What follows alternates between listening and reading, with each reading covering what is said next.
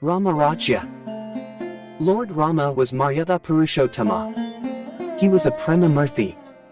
He was an ideal son, an ideal brother, an ideal husband, an ideal friend, and an ideal king.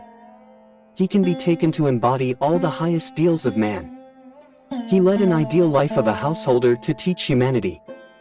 He ruled his people so nicely that his rule came to be called Rama-Rajya, meaning the rule of righteousness, the rule which bestows on all happiness and prosperity. Rama was an ideal king. He ruled the kingdom in a wonderful way. He was just and righteous. He was courageous and kind. He was endowed with a gentle and generous disposition. He was civil and courteous.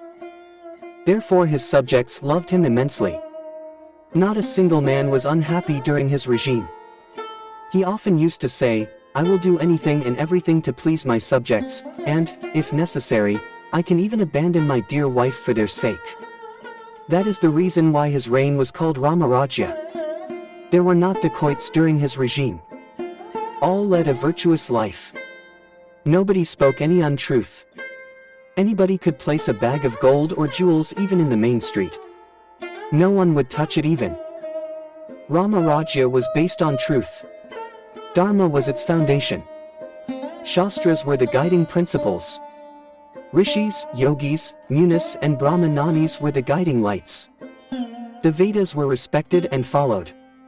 Therefore, Rama-Rajya endured and prospered. And it is even now spoken of as the most perfect form of government. The government of Sri Rama was an ideal one. Rama's kingdom was free from evildoers, thieves and dacoits. People did not put locks to the doors, nor bars to their windows.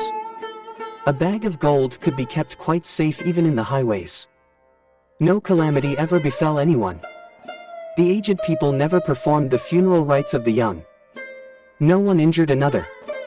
Everyone was devoted to dharma, righteousness, or duty.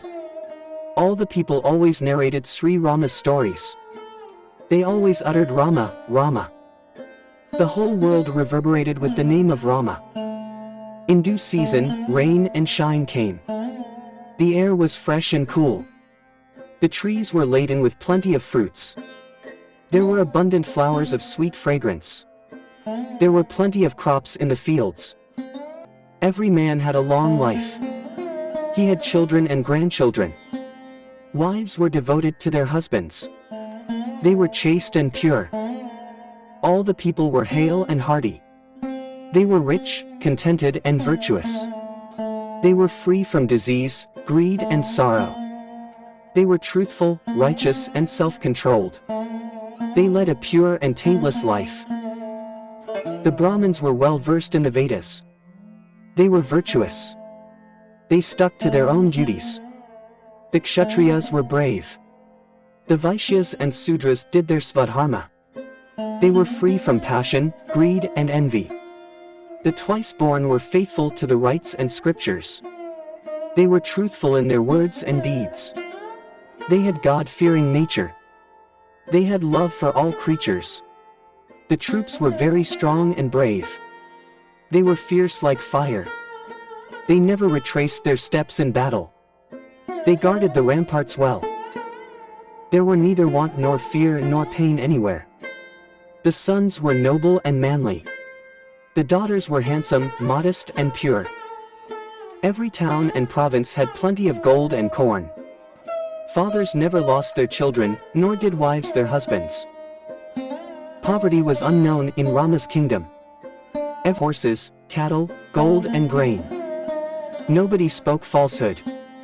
No one envied others' wealth. The poorest man was richly blessed with wealth and knowledge. Sri Rama's dominion was free from fire, flood, storm, fever, famine and disease. Who can describe the glory of Rama's empire? Hence it was called Rama-Rajya. Sri Swami Sivananda.